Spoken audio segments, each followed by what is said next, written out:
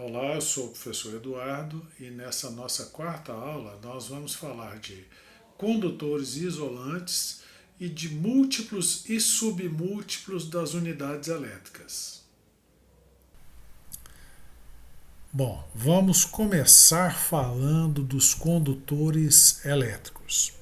Condutores elétricos são materiais que permitem a passagem da corrente elétrica através deles com facilidade. Em outras palavras, eles conduzem eletricidade. Isso porque os elétrons livres dos átomos que compõem esses materiais são fracamente ligados ao núcleo, ou seja, o núcleo exerce pouca força de atração sobre os elétrons da camada de valência. Para quem não se lembra, a camada de valência é a última camada eletrônica de um átomo. Então, alguns exemplos de condutores são cobre, alumínio, ouro e prata, mas todos os metais de um modo geral. Então, todos os metais, de um modo geral, apresentam essa propriedade de poder liberar com facilidade os elétrons da camada de valência. Isso os torna bons condutores.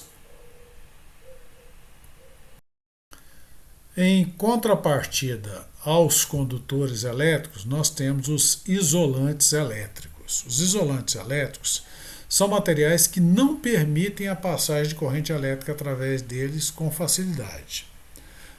Aliás, quando permitem, é com muita dificuldade. Eles são também conhecidos como materiais não condutores. Bom, por que eles são não condutores ou maus condutores? Porque os elétrons dos átomos desses materiais estão fortemente ligados ao núcleo do átomo e não são facilmente liberados, né? No caso dos materiais condutores era o contrário, né? Já que nos isolantes é muito difícil um elétron se desprender de um átomo. Alguns exemplos de isolantes são o plástico, o vidro, borracha, madeira. O exemplo mais típico que a gente tem da junção do condutor com isolante é no fio elétrico. Essa parte metálica do fio é o material condutor e a capa plástica é o material isolante. Tá? Então, o desejável é que a corrente elétrica flua só na parte metálica, né? Então, fora dela, nós temos a camada isolante, que é para não permitir a passagem de corrente elétrica. Os condutores elétricos são amplamente utilizados na produção de fios e cabos elétricos, de componentes eletrônicos, de componentes elétricos, de circuitos elétricos em geral. E os isolantes também são igualmente importantes na produção de equipamentos elétricos e eletrônicos, porque eles ajudam a evitar curtos-circuitos e choques elétricos.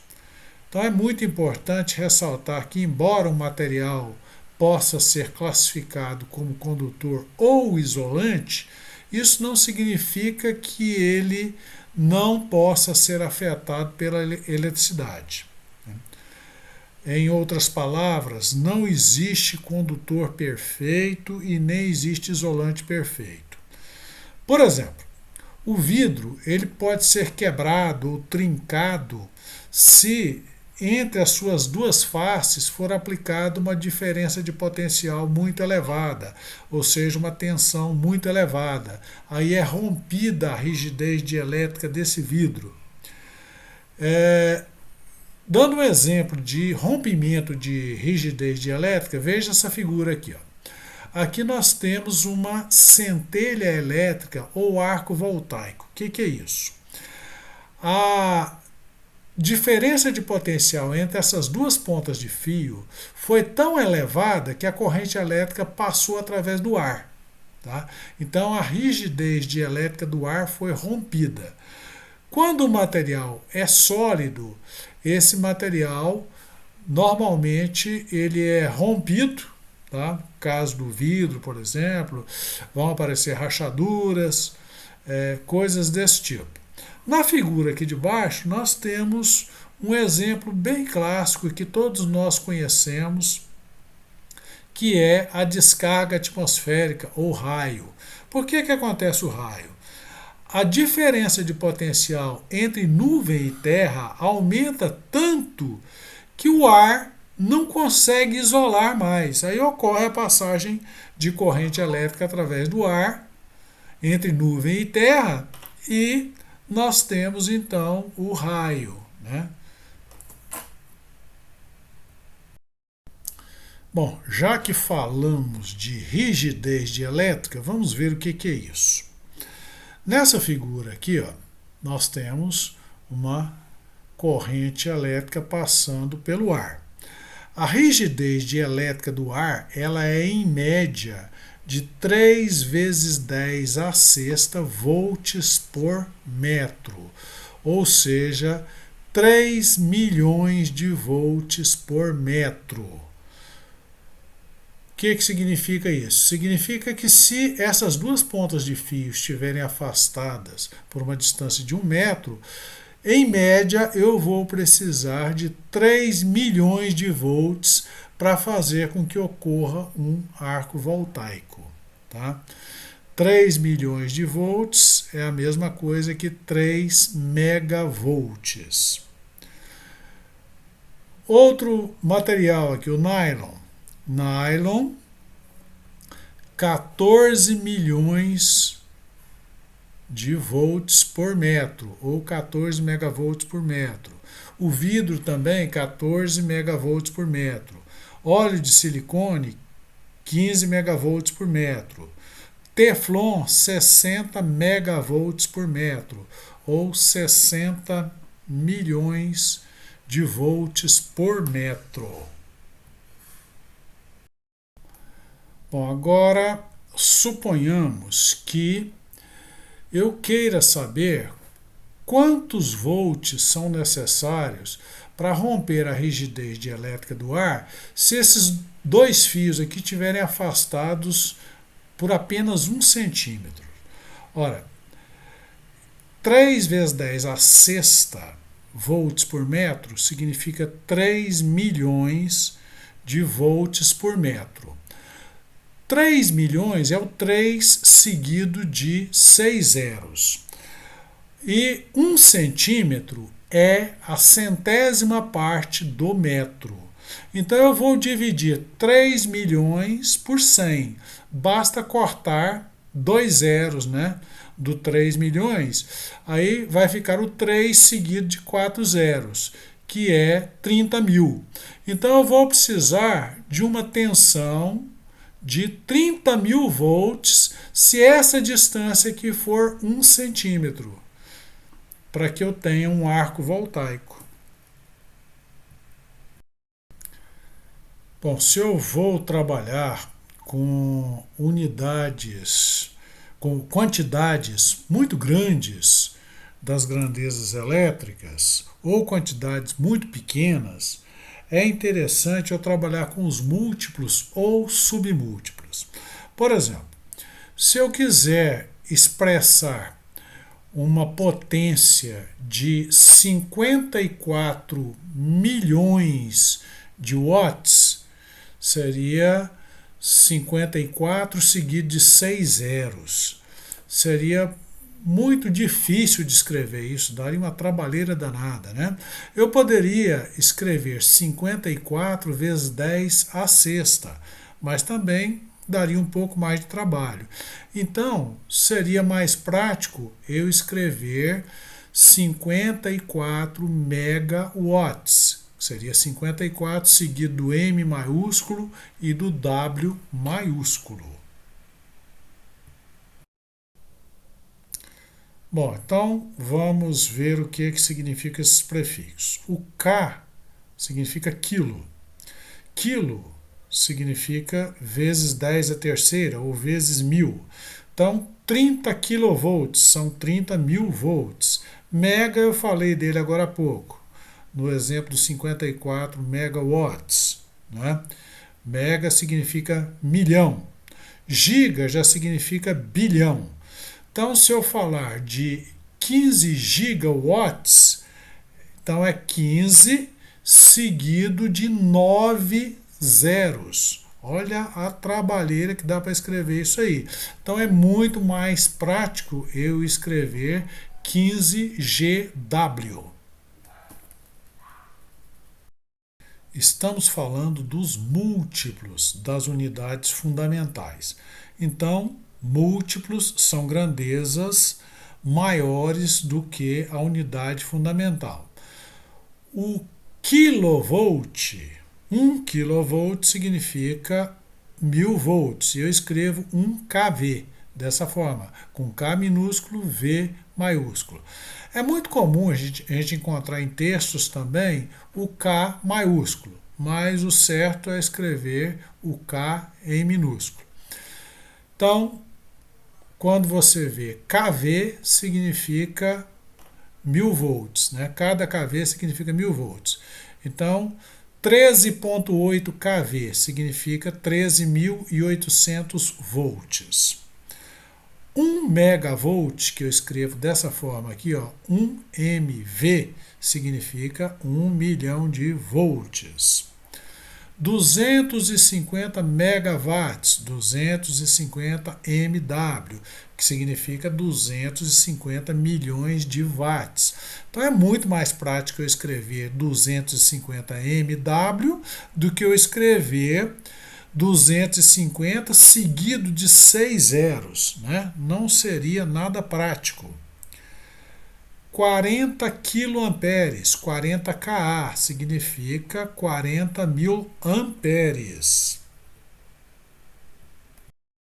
Bom, assim como existem os múltiplos das unidades fundamentais, existem também os submúltiplos, que são para grandezas menores que as unidades fundamentais. Então, nós temos o prefixo mili, que significa a milésima parte. Por exemplo, 1 milivolt é a milésima parte do volt, ou seja, 0,001 volt. O micro significa a milionésima parte, representado por essa letra Mi, aqui, que é uma letra grega, parece um U, mas tem essa primeira perna mais comprida, né? Então, o microvolt, ou microampere, ou microohm, é 10 a menos 6, ou seja, é a milésima parte, a milionésima parte dessa unidade, ou seja, é a unidade fundamental multiplicada por 0,0001, né? Então, o 1 aqui vem na sexta casa depois da vírgula. O nano é vezes 10 a menos 9, é a bilionésima parte. O 1 aqui já vem na nona casa depois da vírgula. No pico, que é a trilionésima parte, o 1 vem na 12ª casa. Então, vamos entender isso através de exemplos. 1 miliampere, que eu escrevo dessa forma, 1 M minúsculo A, cuidado para não errar e escrever com M maiúsculo, senão vira mega, que é milhão, né? Então, isso aqui é menor do que a unidade, né? Então, 1 miliampere é a milésima parte do ampere. Então, 1 miliampere é igual a 10 a menos 3 amperes, que é igual a 0,001 ampere. Né? O micro já é a milionésima parte. Né? Então, 1 microwatt é a milionésima parte de 1 watt. Então, 1 microwatt é igual a 10 a menos 6 watts, ou 0,000001 watt. Olha a trabalheira que dá para escrever isso. Então é muito mais prático escrever dessa forma aqui, ó, 1 microwatt. Sintetizando, aqui, o que a gente viu, existem materiais que permitem o escoamento de cargas elétricas com facilidade, enquanto outros praticamente não permitem que essas cargas escoem, né? Os primeiros são os chamados bons condutores ou simplesmente condutores, né? E os segundos, né, são chamados maus condutores ou isolantes. Então, todos os metais são bons condutores, inclusive o mercúrio, que é líquido. Tá? E apresentando alguns exemplos de isolante: borracha, vidro, plástico, madeira seca, porcelana, etc.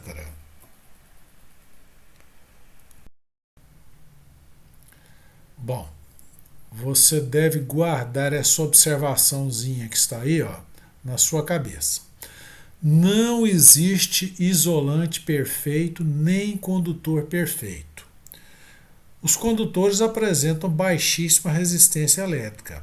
Porém, por mais baixa que seja a resistência, ela vai existir, nem que seja fração de ohm, milésimo de ohm, tá? Mas vai existir. A não ser os supercondutores, não existe condutor de resistência zero. Só que os supercondutores só funcionam em temperaturas próximas do zero absoluto, temperaturas mais baixas do que menos 200 graus Celsius, né?